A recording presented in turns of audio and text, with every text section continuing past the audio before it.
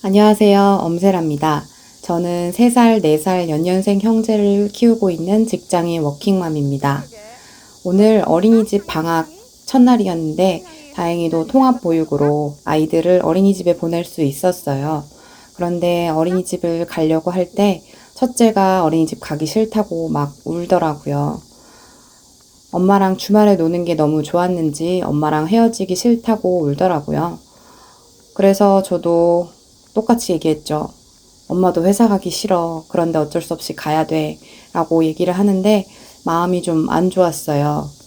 엄마가 만약에 시간적으로 좀 자유로운 사람이었더라면 이렇게 어린이집 가기 싫다고 했을 때 엄마가 출퇴근에 구애받지 않고 그래 그럼 오늘은 쉬자 하고 같이 놀아줄 수 있을까? 그렇다고 엄마가 그래 놀자라고 하지는 않을 것 같기는 한데 이게 아무래도 직장인 워킹맘이다 보니까 괜히 저나 이제 남편 때문에 아이가 어린이집에 가야 하나 라는 생각이 들어서 방학임에도 불구하고 어린이집에 가야 하나 라는 생각이 들어서 괜히 미안하더라고요. 하지만 설명을 해줬어요.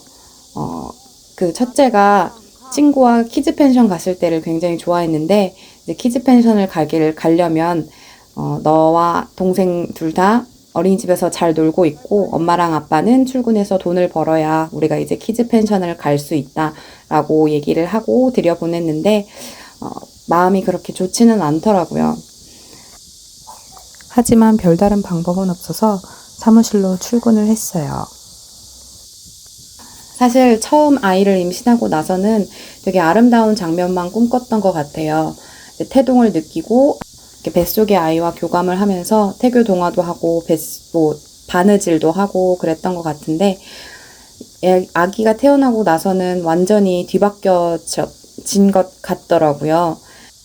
남편이 아기 용품이나 육아 용품에 관심이 많았던 터라 남편이 이제 육아 용품을 이것도 드리고 저것도 드리고 하자고 했는데 아기 용품이 신생아 용품은 특히나 더 알록달록하고 부피가 큰 것들이 많잖아요. 그래서 사실 둘이 살 때, 남편과 저 둘이 살 때는 뭔가 심플하고 깨끗한 인테리어였는데 갑자기 애테리어가 되면서 부피가 막 점점 커지고 제 공간을 차지하고 나니까 제가 느끼기에 뭔가 공간을 잠식당하고 있는 것 같다라고 느꼈던 것 같아요. 그래서 조금만 천천히 들이자. 이 용품들을 하나씩 하나씩 내가 적응할 수 있는 시간을 달라라고 얘기했던 것 같아요. 그리고 또 하나 생각나던 게 이제 이렇게 아이한테 뭔가 잠식당하고 있는 느낌이 들 때 그 집에 혼자만의 공간, 저만의 공간이 없었던 걸 깨닫게 된 거예요. 그러다가 이제 에어컨의 맞바람을 막기 위해서 주방에다가 커튼을 단 적이 있었는데 그 커튼을 치고 나서의 그 혼자 주방에 있을 때 그 뭔가 보호받는 느낌이랄까? 나만의 공간이 생겼다는 그 기쁜 느낌이 굉장히 좋았던 것 같아요. 그래서 흔히들 부자들의 집엔 반드시 책상이란 게 있다고 하잖아요. 휴직하는 동안에는 이제 그 컴퓨터 있는 책상에서 뭐 육아 말고 부업이나 뭐 이것저것 더 돈을 벌기 위해서 뭘 하기 위해서 책상에 앉은 적이 있었는데 이런 이런 나의 시간이 굉장히 필요했다고 느꼈던 것 같아요. 그런데 이제 직장으로 복직하고 나서는 사실 나만의 시간, 나만의 공간을 찾는 게 그렇게 쉽지는 않더라고요. 일단 이제 집에서 혼자 시간을 보내려면 아이들이 등원하고 나서 아니면 하원하기 전에 이거나 아니면 그 아이들을 재우고 나서일 텐데 아이들을 재울 때 같이 잠이 들어버리니까 그거는 쉽지 않았고 그래서 저는 보통 주말에 육아 전쟁을 치르고 나서 월요일 점심시간은 가끔 무조건 혼자 점심을 먹었던 것 같아요. 그래서 나만의 시간, 나만의 공간을 찾으려고 더 노력을 했었죠. 그렇지만 이제 그것도 쉽지 않아서 아침 시간을 공략하기로 했어요. 아침에 아이들이 잠자는 시간을 틈타서 달리기를 시작했는데 사실 지금 이것도 달리기도 아이한테 잠식당했어요. 아이가 이제 엄마를 많이 찾는 3살, 4살이다 보니까 일어났을 때 엄마가 옆에 없으면 많이 울고, 그래서 한 번은 이제 제가 일어났는데 아이가 같이 일어나서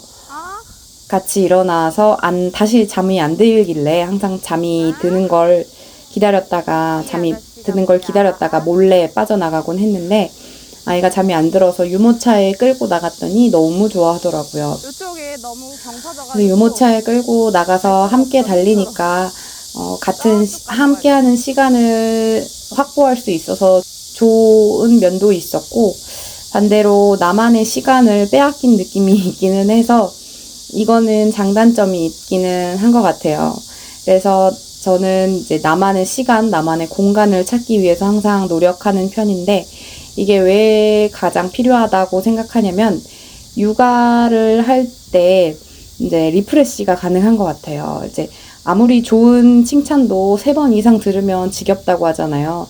그래서 아이와 보내는 시간도 물론 굉장히 중요하긴 하지만, 이렇게 뭔가 아이와 육아를 하면서 이렇게 끊어주는 연습이 필요하다고 해야 되나? 저는 이런 게 하다고 생각하거든요. 그래서 혼자만의 시간을 가지면서 이제 육아를 한 번쯤 아이들에게서 약간 벗어나는 그런 시간이 반드시 필요하다고 생각을 하고, 그리고 혼자만의 시간을 가지면 좋은 점 중에 두 번째로는, 아이는 5살까지 엄마 손이 필요하다고 아이는 보통은 뭐 그런 말 있잖아요. 임종 전까지 육아는 끝나지 않는다라는 말이 있긴 한데, 육체적으로 도움이 필요한 경우는 5살 정도까지라고 해요. 물론 저도 아직 5살의 아이들을 키워보지 않아서 그게 어떤 건지는 모르겠지만, 아이들이 스스로 할 수 있는 일들이 많아지고, 그만큼 엄마의 비중이 더 점점 줄어들면서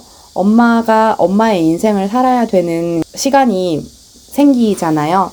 그래서 내 공간, 내 시간에서 어떤 것을 할 수 있는지를 한번 살펴보는 게 굉장히 필요한 것 같더라고요. 그래서 저는 무조건 엄마의 소중한 공간을 확보하는 게 가장 필요하다고 생각을 해요. 육아를 함에 있어서.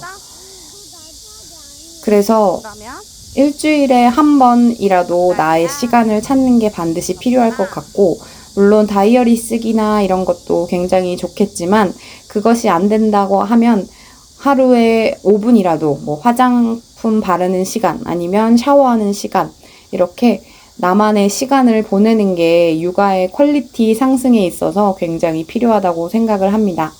물론 지금 저도 이렇게 하루에 5분씩 나만의 시간을 보장받지는 못하고 있어요. 그래도 이렇게 계속 육아를 함에 있어서 나만의 시간, 나만의 공간을 확보를 해줘야 다시 한번 운동화 끈을 질끈 매고 육아 현장에 투입된다라는 느낌으로 이제 하원을 하러 가야 될 것 같아요. 그래서 저는 오늘도 이렇게 리프레시 하는 시간을 나 혼자 가져보고 그 다음에 하원을 하러 갈 예정입니다. 오늘 저녁에는 부디 아이들이 제 말을 잘 듣고 말썽을 피우지 않고 저도 소리를 지르지 않았으면 좋겠어요. 그럼 오늘의 영상 마치겠습니다. 감사합니다.